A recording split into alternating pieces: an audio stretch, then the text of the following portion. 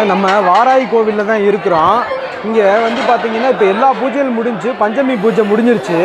இப்போ என்னன்னு கேட்டிங்கன்னாங்க இங்கே வந்து இந்த அருள்வாக்கு சொல்லக்கூடிய நிகழ்ச்சியும் நடக்குது. பக்தர்கள் தங்களுடைய குறைகளை எல்லாம் வந்து அருள் இறங்கி இருக்கிற தலைமை பூசாரிக்கிட்ட வந்து தன்னுடைய குறைகள் எல்லாம் சொல்கிறாங்க.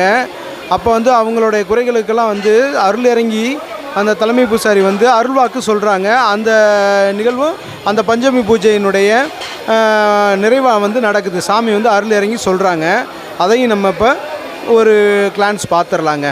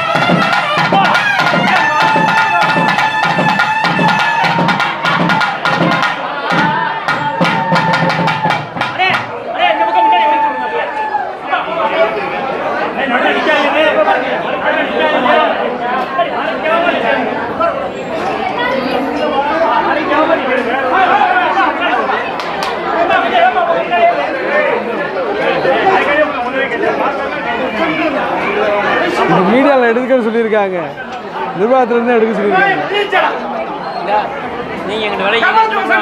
எல்லாத்தையும் கவர் பண்ணல, லைட்டாக ஒரு கிளான்ஸ் மட்டும்தான்.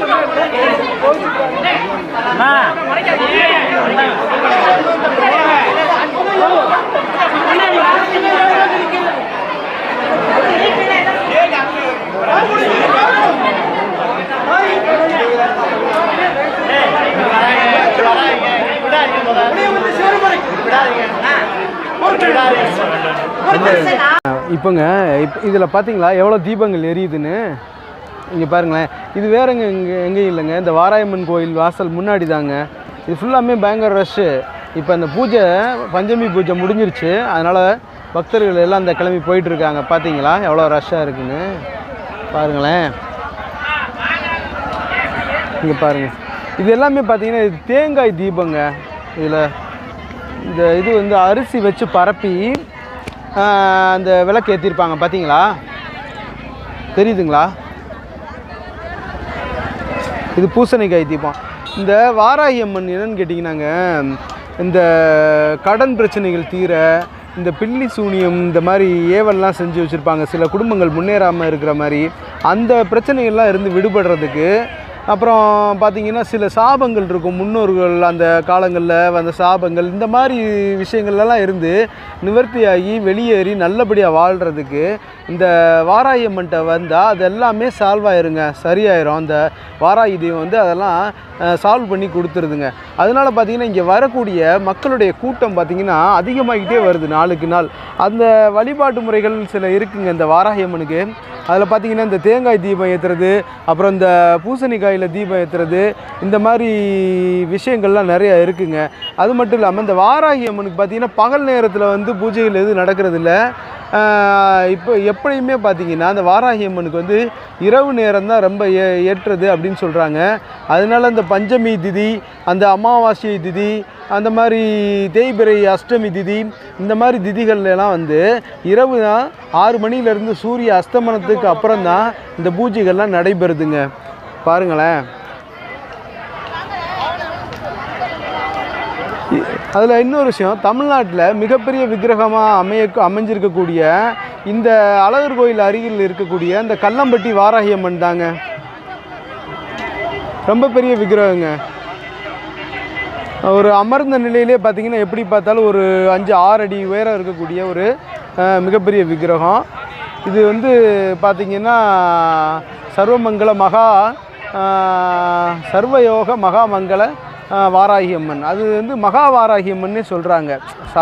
இப்போ ஜென்ரலாக வாராகி அம்மன் சொல்கிறதுக்கும் மகா வாராகி அம்மன் சொல்கிறதுக்கும் வித்தியாசம் என்னன்னு கேட்டிங்கன்னா, இது பெரிய வாராகி அம்மனாக இது வந்து இங்கே வீட்டு இருக்குது அப்படின்னு சொல்லப்படுது. பாருங்களேன், இந்த மாதிரி விளக்கு ஏற்றி எல்லாம் வழிபடும் பொழுது நமக்கு என்ன மாதிரி பிரச்சனைகள் இருந்தாலும் அந்த பிரச்சனைகள் சால்வ் ஆகும் ஒரு குறிப்பிட்ட நாளுக்குள்ளேயே அப்படின்னு வந்து சொல்கிறாங்க. நீங்களும் வாங்க, நேரில் வந்து கண்டிப்பாக அந்த வராகி அம்மனுடைய அருளை பெறுங்க.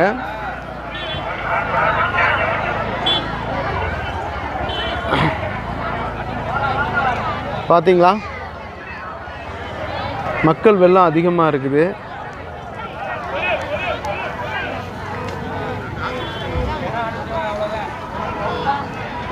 அதே மாதிரி பார்த்திங்கன்னா, இப்போது கோவிலுக்கு வரணுன்னா டிரான்ஸ்போர்ட் பார்த்திங்கன்னா சத்திரப்பட்டியிலேருந்து ஆட்டோ இருக்குங்க.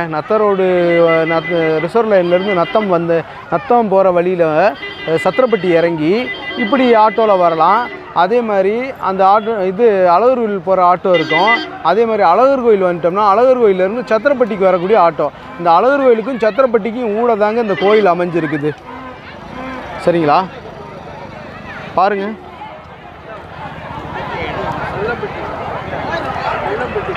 கல்லம்பட்டி கல்லம்பட்டியில் தாங்க இந்த கோயில் அமைஞ்சிருக்கு.